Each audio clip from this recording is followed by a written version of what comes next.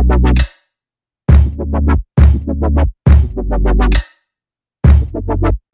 guys! So for today's video guys is mag-unbox po tayo. Second unboxing ko na po ito guys. And watch nyo po yung aking first unboxing po, yung unboxing my dad's iPhone 10. At nga pala guys, meron nga pala akong sariling iPhone 10 po. So thank you po to my parents and thank you po Jesus na nagkaroon po ako nito at alagayin ko po ito. So guys, ngayon po, i-unbox po natin ang wireless charging pad by Belkin po. At binili ko po ito sa Power Mac Center Apple Store po. At guys, hinanap ko na po ito sa mga different malls. Sa katulad po ng SM North, Mega Mall po, Glorieta at Mall of Asia. At guys, yun lang pala. Trinoma lang pala meron na po. Ito po siya, ang Belkin wireless charging pad. So, ang sinacharge po siya ng wireless. So, wala na po siyang cable. So, parang, ito po yung wireless phone charging pad. Ilalagay nyo lang po yung phone. Tapos nag-charge na po siya. So, ito na po.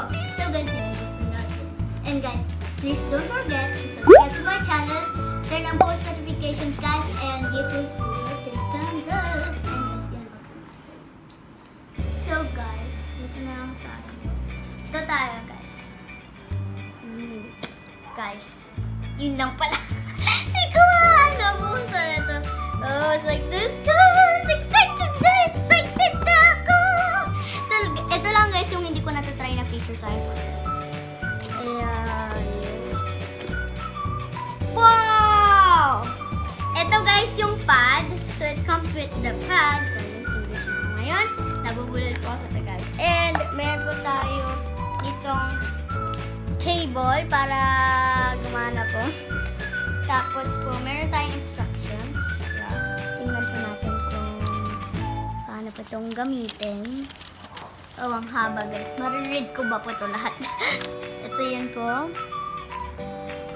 Mababasa ko ba ito? Joke lang. Ito meron pa. Isa po. Tapos ito po yung nasa likod.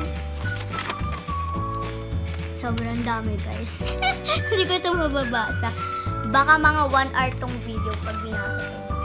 So guys, ngayon po, meron pa tong plastic kaya tatanggalin ko natin. And meron rin pong tape. Kaya kailangan ko natin tanggalin na muna. Ayun. Ooh! Wait lang, tignan mo na siya guys. Wow! This is so good. OMG!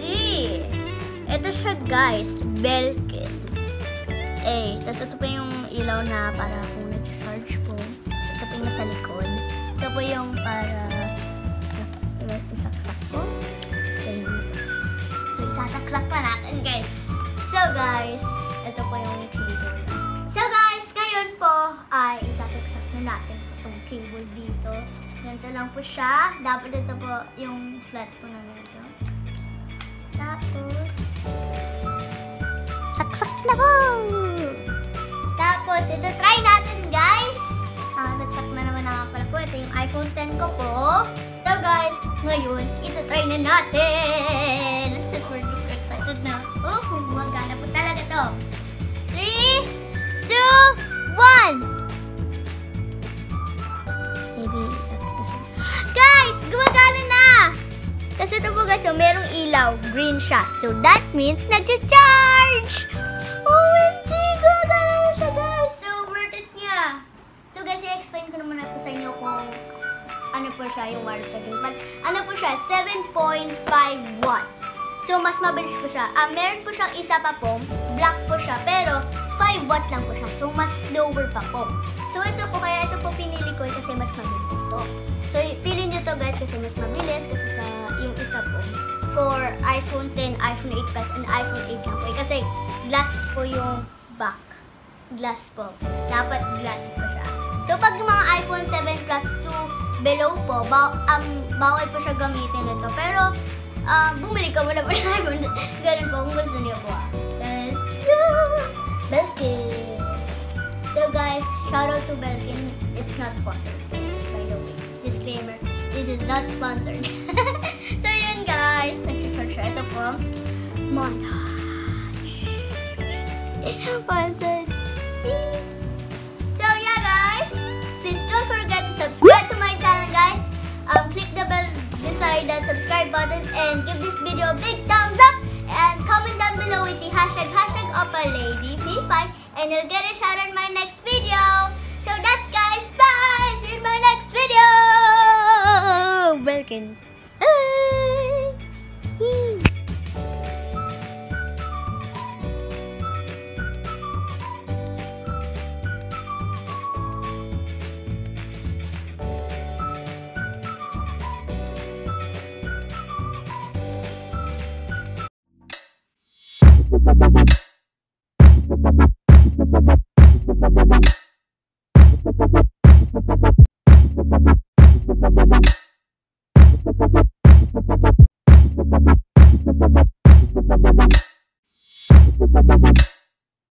Bye.